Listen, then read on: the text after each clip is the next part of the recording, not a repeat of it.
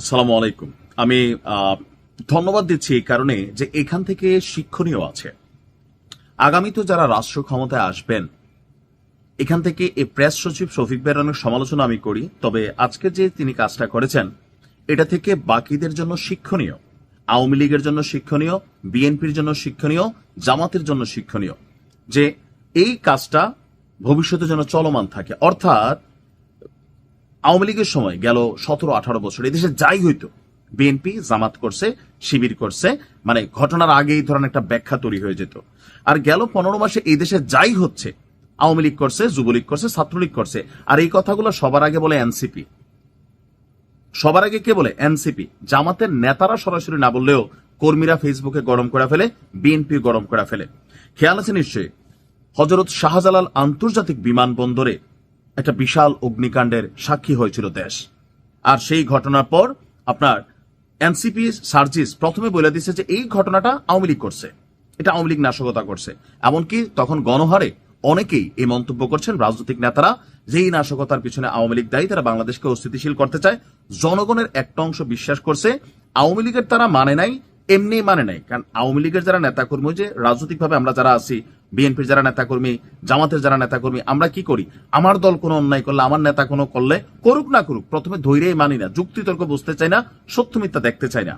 তো আওয়ামী লীগ তখন যখন প্রটেস্ট করছে, না বুঝা করছে যে না এটা সরকারের একটা কথার কথা, কিন্তু দিন শেষে আসলেই কিন্তু এই ঘটনায় শেখ হাসিনা বা আওয়ামী লীগকে দায় মুক্তি দিয়েছে আমাদের প্রেস সচিব শফিক ভাই।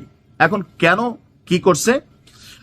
এই ঘটনাটা নিয়ে একটা লম্বা চূড়া ইনভেস্টিগেশন হয়েছিল যে এই ঘটনাটা কেন ঘটলো, এটা কি আসলে কোনো প্রাকৃতিক ঘটনা, বা এটা কোনো এখানে ইন্টারনাল কোনো বৈদ্যুতিক দুর্ঘটনা ঘটতে পারে, অনেক কিছু এখানে ঘটতে পারে, নাকি বাহির থেকে নাশকতা ঘটানো হয়েছে, কোনটা?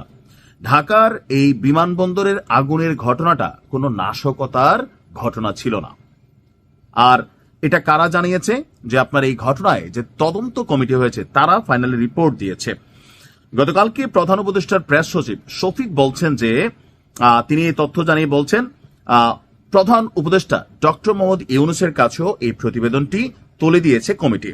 রাজধানীর ফরেন সার্ভিস একাডেমিতে আয়োজিত সংবাদ সম্মেলনে প্রেস সচিব বলছেন তদন্ত কমিটির প্রতিবেদনে উল্লেখ করা হয়েছে এটা কোনো নাশকতা ছিল না। বৈদ্যুতিক শর্ট সার্কিট থেকে কুরিয়ার সার্ভিসের স্তূপে আগুনের সূত্রপাত হয়।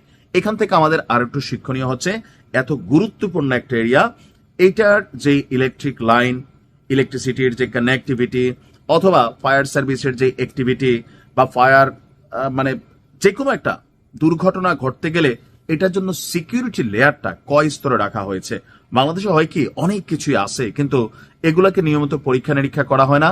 ওই যে কিনছে কিনা পড়া রয়েছে, যখন কোনো সময় কাজের দরকার হয় দেখা হয়তো ডেট ওভার, মেয়াদ উত্তীর্ণ, অথবা যন্ত্র বিকল, অথবা এটার অনেক পার্টস নাই, কোন সময় কারা বেচা খায়া ফেলছে, এগুলোরও হিসাব নিকাশ থাকে না। এরপর একটা কমিটি গঠন হয়। তো কমিটি যখন রিপোর্ট করে, সেই রিপোর্ট অনুযায়ী কিন্তু পরবর্তী সময়ের জন্য সচেতনতা অবশ্যই জরুরি। এখানে যে ঘটনা ঘটলো বৈদ্যুতিক শর্ট সার্কিট থেকে, সো এটা কেন ঘটলো, বা সেটা কি আসলে নিয়মিত পরীক্ষা করা হচ্ছে, সেই পরীক্ষার রিপোর্ট কি দেখা হচ্ছে, বা কারা তদারকি করছেন, আমরা কিন্তু জনমনে এই প্রশ্নগুলো ফিল হয়।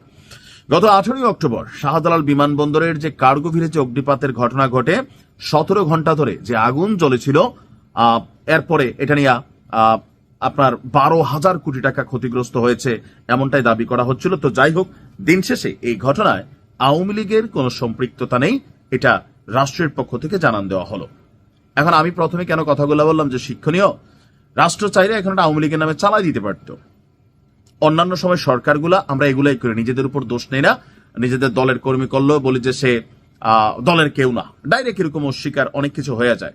বাট এখান থেকে দেখেন ইউনূস সরকারের অনেক সমালোচনা আছে, প্রেস সচিবের সমালোচনা আছে, কিন্তু এই যে কাজটা, এটা হচ্ছে কি ভবিষ্যতের জন্য উদাহরণ। যারা রাজনীতিতে আসবেন, যেটা সত্য সেটা মানুষের কাছে জানাবেন, তাহলে সর্বজনীন যে গ্রহণযোগ্যতা সেটা তৈরি হয়। ভালো থাকুন। আসসালামু আলাইকুম।